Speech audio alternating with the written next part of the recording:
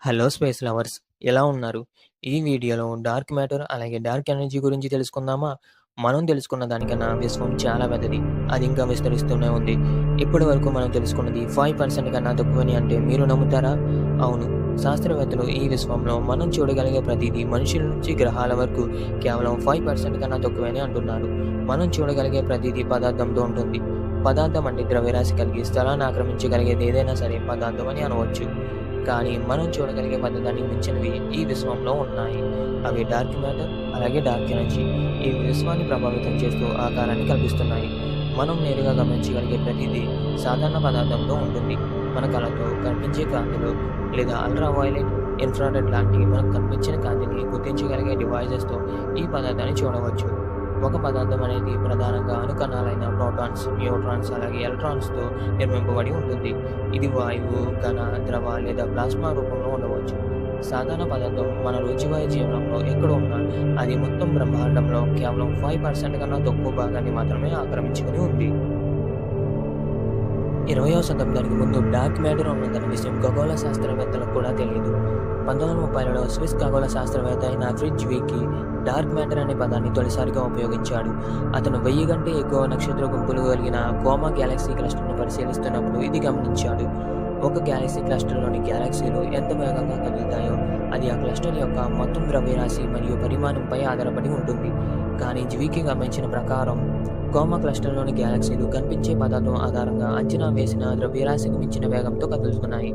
అంటే అక్కడ కంటికి కనిపించని అదనపు ద్రవ్యరాశి కలిగినది ఏదో ఉందని అనుకున్నాడు. కానీ దానికి ఎటువంటి ఆధారాలు దొరకలేదు.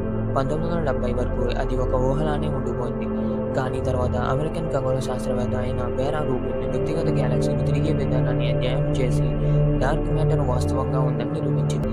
ఆమె మరియు ఆమె సహచరులు గ్యాలక్సీలలో కనిపించిన ద్రవ్యరాశి అంటే డార్క్ మ్యాటర్ ఉందని కనుగొన్నారు. ఇప్పటి శాస్త్రవేత్తల అభిప్రాయం ప్రకారం డార్క్ మ్యాటర్ ఒక పెద్ద వలలా విశ్వవ్యాప్తంగా విస్తరించి ఉంటుంది. ఇది గురుత్వాకర్షణ ఆధారంగా సాధారణ పదార్థాన్ని ఆకర్షించే నిర్మాణంగా పనిచేస్తుంది. వారు ఇది మనకు తెలిసిన పదార్థ కణాలతో నిర్మించబడింది కాదు అని తెలుసుకున్నారు. ఎందుకంటే అసలు ఈ డార్క్ మ్యాటర్ లేకపోతే విశ్వం ఇప్పట్లాగే ఉండేది కాదు. ఇప్పటికీ మన విశ్వం విస్తరిస్తూనే ఉంది. ఇలా విస్తరించడానికి కారణం ఏమిటో తెలుసా? Dark energy. డార్క్ ఎనర్జీ సుమారు 68% బ్రహ్మాండాన్ని ఆక్రమించి ఉండవచ్చు అని శాస్త్రవేత్తలు భావిస్తున్నారు. అయితే శాస్త్రవేత్తలకు డార్క్ మ్యాటర్ గురించి తెలిసిన దానికన్నా డార్క్ ఎనర్జీ గురించి తెలిసింది చాలా తక్కువ. 1920 చివరి నుంచి ఖగోళ శాస్త్రవేత్తలు విశ్వం విస్తరిస్తుందని తెలుసుకున్నారు. కానీ 1990లలో సూపర్నోవాలు అనే నక్షత్ర పేలుళ్లను పరిశీలించిన తర్వాత ఒక ఆశ్చర్యకరమైన విషయం బయటపడింది. గతంలో విశ్వ విస్తరణ చాలా తక్కువ వేగంతో జరిగేది, కానీ ఇప్పుడు అది ఎక్కువ వేగంతో విస్తరిస్తుంది. దీనికి కారణం ఇప్పటికీ స్పష్టంగా తెలియదు. అయితే ప్రముఖ సిద్ధాంతం ప్రకారం విశ్వంలో ఏదో ఒక శక్తి ఉంది. అది గురుత్వాకర్షణకు విరుద్ధంగా పనిచేస్తుంది. అంటే అది విశ్వాన్ని కలిపేందుకు కాకుండా దాన్ని మరింత విస్తరింపజేస్తూ బయటికి తోసేస్తుంది. ఈ విచిత్రమైన శక్తిని డార్క్ ఎనర్జీ అని అంటున్నారు.